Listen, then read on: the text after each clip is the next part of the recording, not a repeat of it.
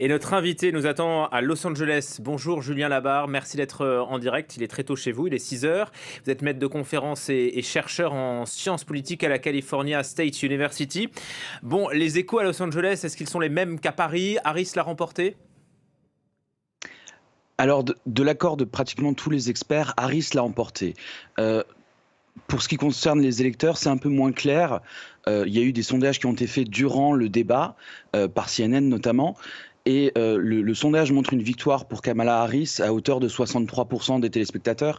Simplement, il faut garder beaucoup de précautions par rapport à ça, parce que ce genre de sondages ont des marges d'erreur absolument énormes. On parle de 6 points de marge d'erreur.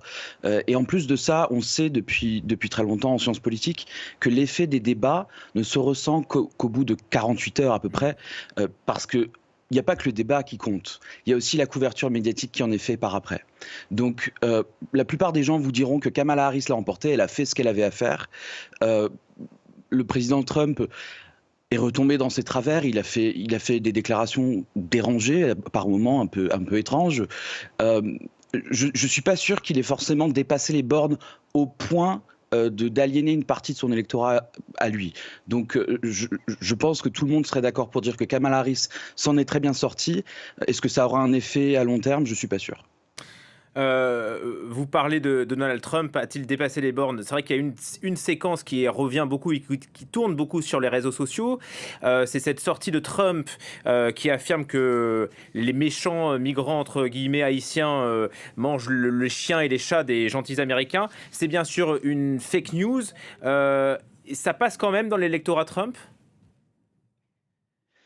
Ça passe parce que, si vous voulez, c'est une fake news qui circule beaucoup dans le système médiatique de droite aux États-Unis. Aux États-Unis, vous avez des médias mainstream, CNN, MSNBC, et puis vous avez un écosystème médiatique ultra conservateur qui tourne autour de Fox News, autour de Newsmax et d'autres chaînes de télé comme ça, dans lesquelles vraiment il y a une réalité presque alternative qui est présentée à l'électeur de droite.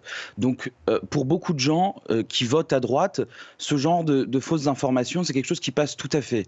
Mais vous mentionnez la question des migrants squatteurs qui viendraient dévorer les animaux de compagnie des Américains. Il y a eu d'autres affirmations complètement dérangées, par exemple le fait que dans certains États, on exécuterait des bébés après leur naissance. Évidemment, ça n'arrive pas. Mais voilà, il y a Et que aussi les des attentes démocrates poussent à cela, hein. bien sûr, parce qu'ils savent que c'est ce qui, si vous voulez, renforce l'image que renvoie Trump depuis presque 10 ans maintenant. Depuis presque 10 ans, Donald Trump renvoie cette image de quelqu'un de totalement excentrique, qui n'a pas vraiment de bornes pour cadrer son caractère, pour cadrer son tempérament. Et donc forcément, lorsqu'il parle de questions comme ça, de migrants squatteurs qui viendraient dévorer les animaux de compagnie, il joue dans la main des démocrates parce que c'est du pain béni pour eux. Ça leur permet de dire cet homme-là n'est pas apte à être président des États-Unis. Plusieurs fake news donc sur les Haïtiens, les migrants, sur l'avortement, on en a parlé. Des fake news qui ont été relevées par les journalistes d'ABC, qui se sont révélés être des médiateurs et des modérateurs pardon, féroces. En tout cas, Donald Trump affirme que ce débat a été truqué par la chaîne organisatrice. Est-ce que c'est une manière pour lui de dire qu'il a échoué hier soir? Si vous voulez, juste après le débat, il est allé dans la salle des journalistes pour expliquer qu'il n'avait pas perdu le débat et pour réexpliquer certains de ses éléments de langage. Lorsque le candidat ne quitte pas la salle du débat et va voir les journalistes juste après, en général, c'est plutôt mauvais signe. Donc, je pense qu'il a conscience du fait qu'il a perdu ce débat, qu'il a eu une performance qui n'était pas forcément très bonne. En réalité, je pense que le format du débat l'a plutôt aidé. Le fait que les micros soient coupés, d'une certaine façon, a pu participer au fait qu'il n'ait pas eu une performance aussi désastreuse, par exemple, qu'en 2020 ou en 2016. Pour tout vous dire, moi, j'ai d'abord écouté le débat sans les images. J'étais au volant lorsque le débat a commencé. Et avec le son seulement, j'ai trouvé que, bien sûr, il racontait beaucoup de choses un peu extraordinaires, mais j'ai trouvé qu'il s'en sortait mieux qu'espéré. Mais c'est vraiment le visuel qui lui a été peu flatteur. Avec les images, le contraste avec Kamala Harris ne pourrait pas être plus clair. C'est lui qui a installé, par exemple, le critère dans cette campagne de l'âge. Pour le coup, si vous aviez les images, Donald Trump paraissait particulièrement âgé, aigri, énervé. et forcément, c'est pas forcément très flatteur.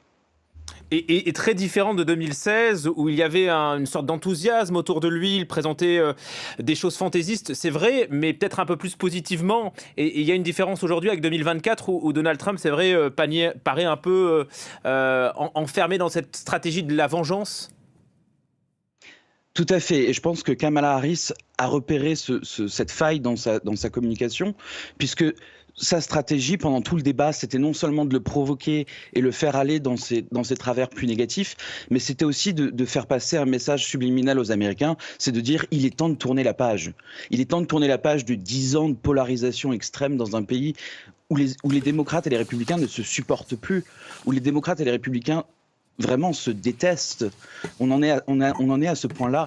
Et le message en transparence dans toute la communication de Kamala Harris durant ce débat, ça a été de dire ça suffit, passons à autre chose.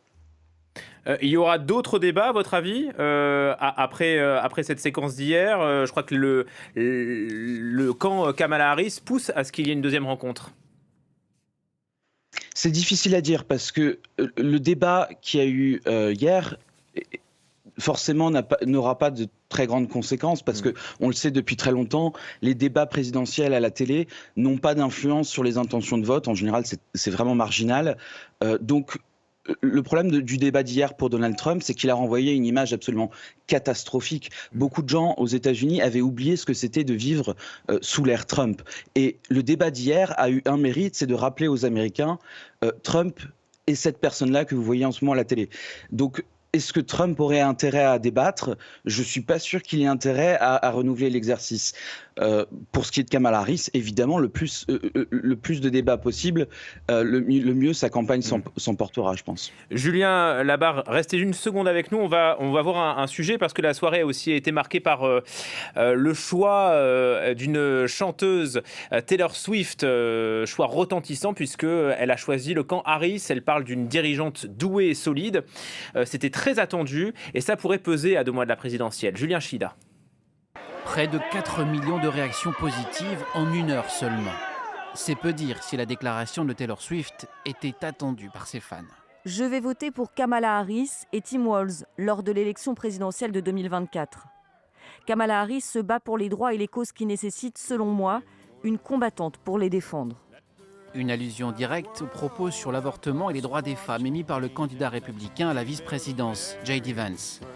À 2 mois de l'élection, ce soutien arrive à point nommé pour le camp démocrate. Avec ses quelques 280 millions d'abonnés, l'artiste originaire du Tennessee pourrait avoir une influence notable dans les États du Midwest, plus traditionnellement conservateurs. Même si elle laisse ses fans choisir eux-mêmes leur candidat, dans le camp démocrate, la satisfaction est là. C'est une icône culturelle. Un conseil à Donald Trump, ne dénigrez pas ce soutien, c'est à vos risques et périls. Chez les Républicains, les rares qui réagissent ironisent sur l'importance de ce soutien. J'aime quand les démocrates s'occupent des artistes et quand les républicains, eux, s'occupent de politique et des lois de notre pays. Donald Trump avait pourtant tenté de rallier Taylor Swift à sa cause. En juillet dernier, il affichait cette publication de la chanteuse sur son réseau social, attestant son soutien au milliardaire. Une photo obtenue grâce à l'intelligence artificielle. Comble de l'ironie, la chanteuse dit avoir déclaré entre autres son soutien à Kamala Harris en réponse à cette fausse publication. Et Donald Trump est déjà réveillé. Il affirme que Taylor Swift va payer le prix de son soutien à Harris dans ses ventes d'albums. Julien Labarre, est-ce que le soutien de la mégastar peut peser plus que le débat d'hier soir ? Je pense que ça peut peser plus que le débat d'hier soir. Pour une raison simple, c'est que les gens qui regardent le débat sont des gens qui sont déjà intéressés par la politique. L'effet du soutien apporté à Kamala Harris par Taylor Swift, c'est que Taylor Swift a une résonance, une caisse de résonance, si vous voulez, qui va au-delà des gens qui s'intéressent à la politique. Et d'une certaine façon, les soutiens apportés par les stars de la pop culture de Hollywood ont cette fonction-là, c'est de dire aux gens qui ne s'intéressent pas à la politique, voilà pour qui je vote, si vous appréciez qui je suis, peut-être vous devriez faire la même chose. Merci beaucoup Julien Labarre d'avoir été notre invité.